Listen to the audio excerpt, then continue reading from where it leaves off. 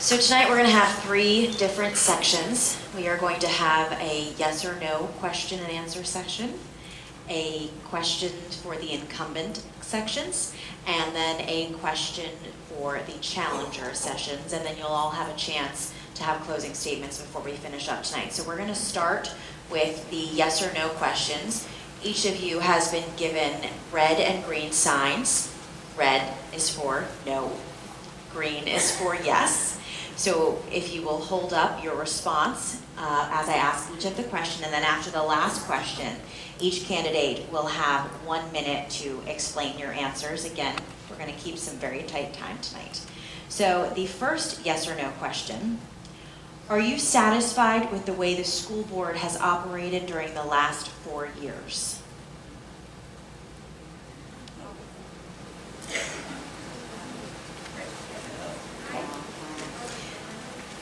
Hold them up high so everyone can see them. All right. Question number 2. Do you favor using SOL scores in the evaluation of teachers and principals?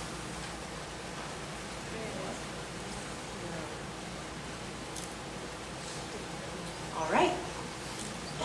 Question number 3. Do you favor establishing a new dress code and or requiring uniforms for Portsmouth students?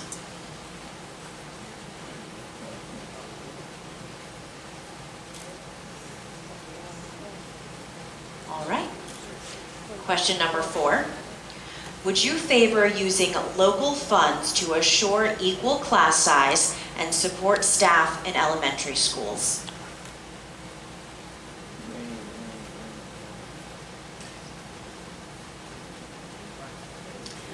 Would you favor using local funds to assure equal class size and support staff in elementary schools?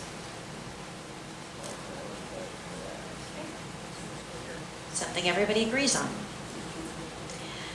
Number 5, do you think that most Portsmouth students are getting an education that prepares them for college and or career opportunities after graduation?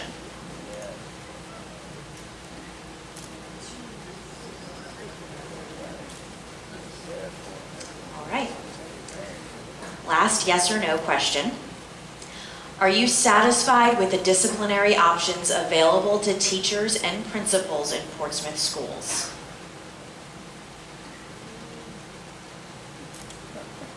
Something else everybody agrees on. All right, now if any of you would like to explain your answers or have some more to say on any of the topics that we've just discussed, you will each have 1 minute, so please raise your hands and we will go from there. All right, Ms. Clark. Thank you, Laura. In regards to disciplinary actions and suspensions in our schools, our city is number 1 across the state for school suspensions. We had over 2,400 suspensions last year. In one school alone, one high school, the suspension rate was 59%. All of these 59% suspension issues were behavioral issues. When our children misbehave, there's a reason for it. To remove them from school and lose education is problematic. It certainly hurts the student, it hurts the parent, and it hurts us all. We need to improve and formulate a plan to do a better disciplinary discussion on what to do with these children, because we do not want to create this school to prison pipeline. We are the last safety net for these children before incarceration.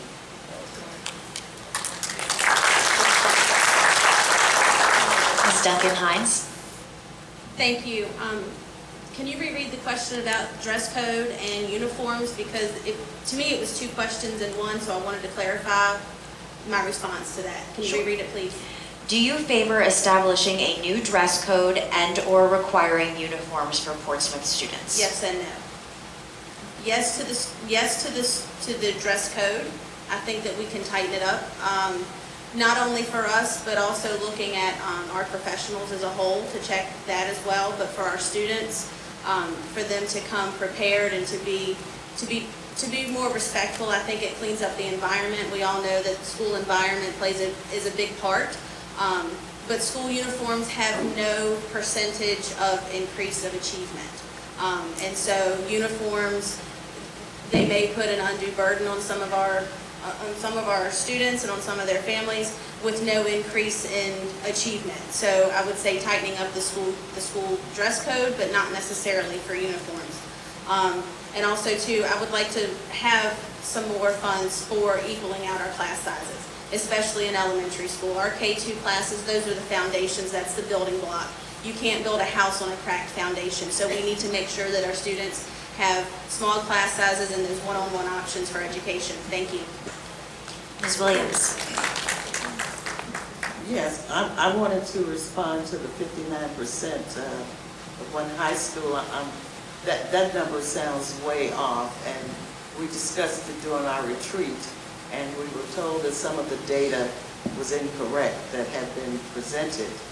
And I would just like to say that this morning the superintendent addressed the suspensions, and he has named an ad hoc committee of principals. We have some citizens involved to look at it, and we're also starting a new behavioral intervention program to try to decrease them. But he did make it clear this morning that his top priority is safety in our schools, and he wants to support the teachers. We're not going to allow kids to just curse teachers out and fight or do whatever. We want to try to reduce the suspensions, but we have to have safe schools as well. Mr. Nance? Thank you very much. With regard to preparation for college and or the career world, I believe the question was if we were adequately preparing students. Yes. We have many opportunities in Portsmouth Public Schools. We have our first college program that we team up with TCC. We've even had children who graduate with associate degrees when they graduate from high school or even before they graduate from high school.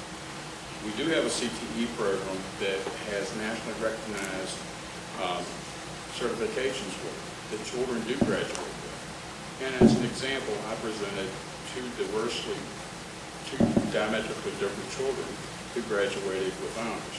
As far as the uniform policy, that was a two-part question in my mind, and I voted no, said no to it because of the ability to pay for certain uniforms and what have you. Thank you. Mr. Lamb? Thank you. I wanted to just elaborate a little bit on my answer with regards to, I think it was about the budget and or with regards to if our students graduating with a high quality. Repeat the question if you could. The local funds? No, the one about the quality of education. Do you think that Portsmouth students are getting an education that prepares them for college and or career opportunities after graduation? Yeah, I wanted to elaborate a little bit with what my answer is with that. I think there's many things that we offer here in Portsmouth that's very good, but I also think there's a lot of things that we can improve upon and actually enhance some of these programs. Again, vocational and CTE. We do have many offerings, but I think we need to go even further. We've got a shipyard right down the street here that's going to be turning things over in the next 10 years. People's walking away. We need students to be able to walk in there with that. We have an incredible STEM STAR-based program that teaches critical thinking skills and uses application involved that goes beyond just an SOL test. So I think there's plenty of things that we can do to even improve and make better the education programs that we have. And to do that, the budget has to reflect those priorities. So, thank you.